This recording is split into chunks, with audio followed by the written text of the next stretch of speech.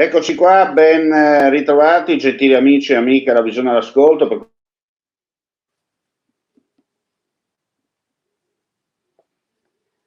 Soltanto per dire che, dicevo, siamo qui per la pagina sportiva, oggi commentiamo con calma il giorno dopo per quanto riguarda la partita dell'Udinese contro il Cagliari, che si è disputata ieri appunto nel capoluogo sardo. Va detto subito dai commenti che non è stato proprio un bel vedere, è una partita molto noiosa, si è visto praticamente rivisto ai noi il solito copione con una squadra che deve gioco forza accontentarsi della metà classifica. Questo è al momento il materiale a disposizione di Mister Sottil.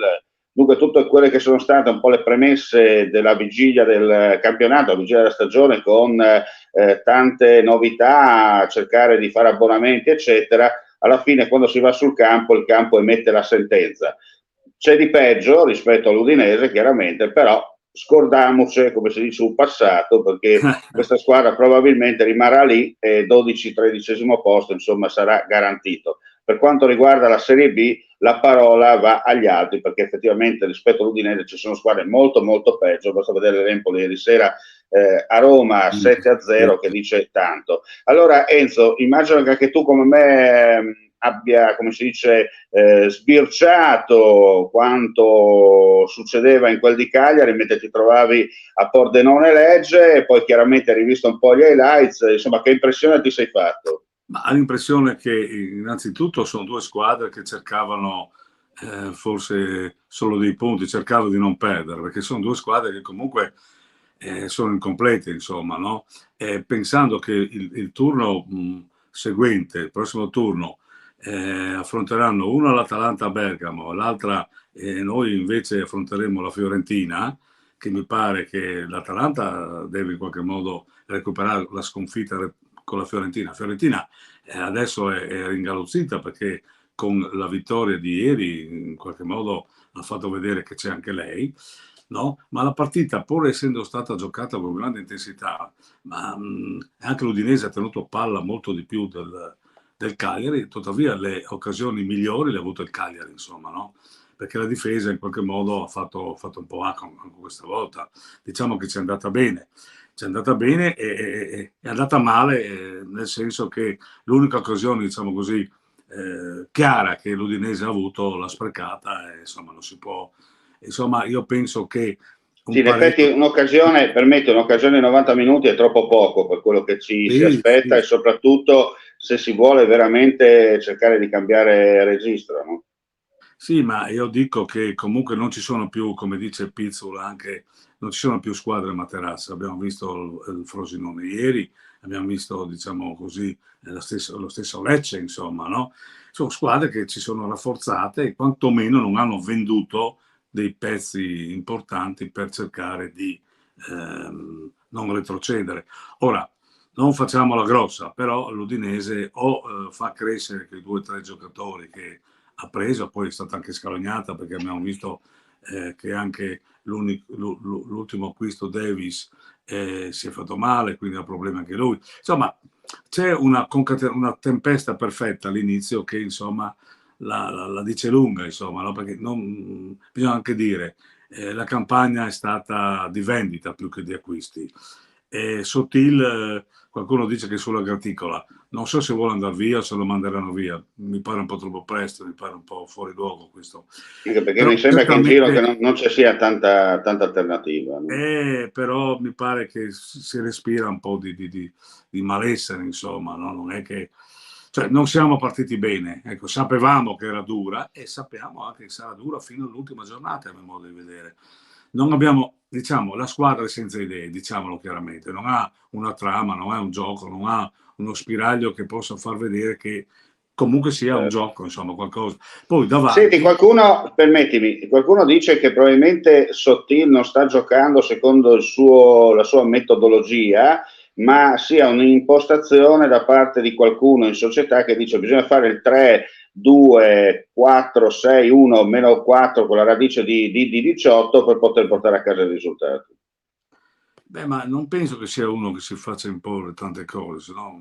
Cioè, mi viene un po' da ridere, no? Perché insomma è un professionista, dopodiché ha il suo modulo, il 3-5-2 l'ha fatto anche altre volte, voglio dire, insomma, no?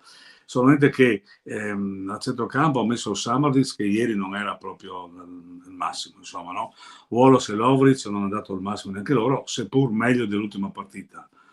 Mentre sulle corsie laterali abbiamo visto, come si chiama, e Bosé e Camarà. Ecco, Camarà forse ha dato qualcosa in più, però la coppia d'attacco, Thauvin e Luca, c'è ancora Sterle, no? Luca con i suoi 2,01 m, diciamo così, non sfonda ancora, no? Anche se ha un ritmo abbastanza importante, ma Ranieri, che è un allenatore di vaglia, mi pare che ha fatto una bella ragnatela, quindi diciamo teniamoci stretto questo pareggio.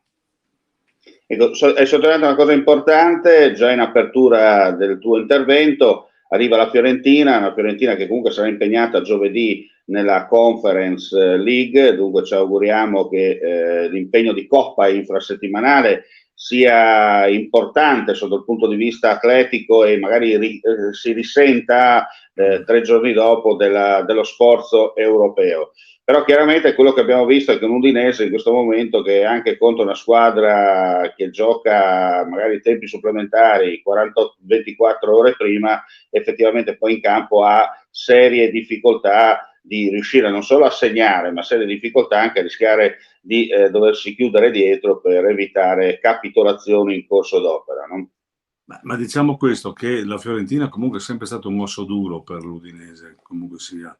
E la Fiorentina quest'anno vuol farsi vedere, insomma, no? Perché ha un impianto, diciamo così, importante. Ieri la reazione è stata molto buona, perché insomma andando sotto poi si è ripresa, poi insomma il 3-2 le ha portato entusiasmo, oltre che fiducia in se stessa, la consapevolezza di essere anche lei tra le prime 8, per cui insomma l'allenatore italiano mi pare che è un allenatore nuovo, che sperimenta anche nuove, e poi ha la fiducia della società, e questo è molto importante. Quindi la Fiorentina arriva cercando di fare il risultato pieno. Ora noi non possiamo sempre dire ci va bene il pareggio, dobbiamo far vedere un momentino anche se abbiamo un gioco. Ora, io penso che il tifoso non è che si accontenta solo del gioco, perché insomma perdere non fa bene mai a nessuno, ma se intravedo un gioco di un certo tipo, quantomeno ha la speranza che in futuro l'Udinese, come l'anno scorso, possa in qualche modo marcare insomma il campionato. Così invece c'è sempre un patema. Ma naturalmente ci dicono sempre tutti dovete stare contenti perché vedete le grandi squadre, però il tifo non si comanda, insomma, voglio dire, almeno una trama, qualcosa. E poi, a mio modo di vedere, manca una bandiera. Dopo di Natale abbiamo avuto Samaric, ma io penso che Samaric rischia di andare via anche a gennaio, a mio modo di vedere. Per cui anche lì vediamo se la società correrà ai ripari, o forse magari dalla primavera mi parlano di Coccetta e magari metterà nell'ago, ne butterà anche i Pafundi, insomma qualcosa deve fare, non c'è niente da... E quindi Sottile, sicuramente in tempi stretti. Sì, e Sottile in qualche modo deve rischiare, quindi la società dice rischia. Senti, per concludere, si era vociferato prima della partenza di Cagliari che in caso di risultato negativo la squadra sarebbe andata immediatamente in ritiro per così preparare al meglio la sfida di domenica al Friuli alle 15 contro la Fiorentina, e perché no, magari ricaricare più che le batterie, ricaricare il sistema nervoso mentale per cercare un po' di cambiare approccio.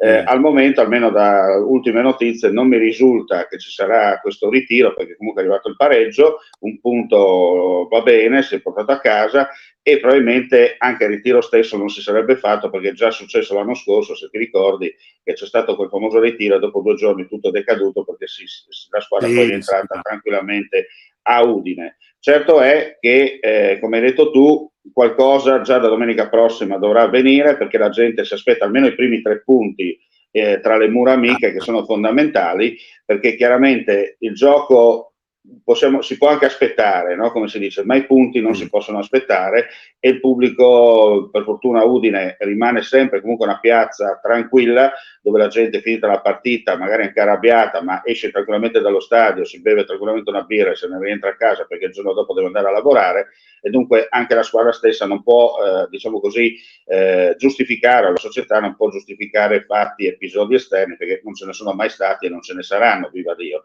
Però sicuramente domenica la svolta ci dovrà gioco forza materializzare sul campo, perché chiaramente i 3 punti sono buoni, ma bisogna vedere poi come questi 3 punti, nel caso che ci siano, bisogna vedere poi come effettivamente matureranno nel corso dei 90 più X minuti di recupero.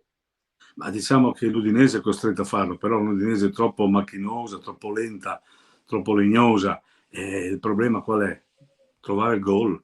Se non trovano il gol c'è poco da fare, insomma, no? È anche troppo prevedibile. Io vedo un leader che sta crescendo, che è Bijol. Lo vedo abbastanza, mi piace come giocatore, e magari anche la sua condizione di difensore centrale mi pare una buona cosa, quindi potrebbe essere lui l'emergente, no? Perché la squadra ha bisogno di un leader, c'è poco da fare. Ti aspetti Pereira dal primo minuto? Ecco, Pereira speriamo, perché Pereira ha dato quella briva, però sai, non è ancora in condizione, mi pare che ha giocato pochi minuti, quindi non possiamo dirlo. Magari domenica, se sarà il faro della squadra, e rischierà, perché io penso che domenica dovremmo rischiare, non dovremmo stare, cioè il punticino ci va bene, ma abbiamo visto anche la Roma, no? 3-4 partite, poi il 7-0 un po' falso nel modo di vedere, contro l'Empoli che in qualche modo era smarrita. Ci sono delle partite come anche la debacle del Milan, inaspettata, ma sono delle partite dove l'allenatore deve preparare il giocatore dal punto di vista nervoso, dal punto di vista psicologico, più che dal punto di vista atletico. E anche questo conta, perché ho visto che sono delle squadre che corrono forte, vedi l'Inter, sono delle squadre che sono ferme, insomma, no? E anche questo conta, insomma, no? Arrivare sulla palla anche al 96esimo, ecco, perché dobbiamo anche capire che andremo verso delle partite che dureranno molto, perché l'UEFA ha dato queste indicazioni, no? Poi, restando in tema delle grandi squadre, già il Napoli con lo stesso Garcia sulla graticola corre il rischio, insomma, di essere già il Napoli ha fatto un bel campionato l'anno scorso, però oserei dire che è stato anche molto fortunato. Diciamo che il Napoli è completamente diverso. Sì, ma sono quelle annate che va tutto bene, oltre che la squadra è molto forte, e le altre sono un momentino in disarmo, no? Quest'anno io vedo l'Inter su tutti, perché onestamente ha cambiato poco, ma ha cambiato giusto. La Juventus ha solo quello, quindi potrebbe, ma il Milan io penso che è stata una battuta d'arresto così, penso erano troppo sicuri, questo li ha puniti. Sono convinto anch'io. Sì. Bene, grazie Enzo, grazie ai nostri amici come sempre per la visione e l'ascolto. Termina qui questo speciale udinese. Chiaramente con Enzo Cantaruzzi torneremo poi nel corso della settimana per altre iniziative legate al nostro sito web e soprattutto poi la pagina di approfondimento politico il venerdì con Mixed. Le altre notizie come sempre sul nostro sito friulitv.net. Mandi e alla prossima. Mandi alla prossima a voi.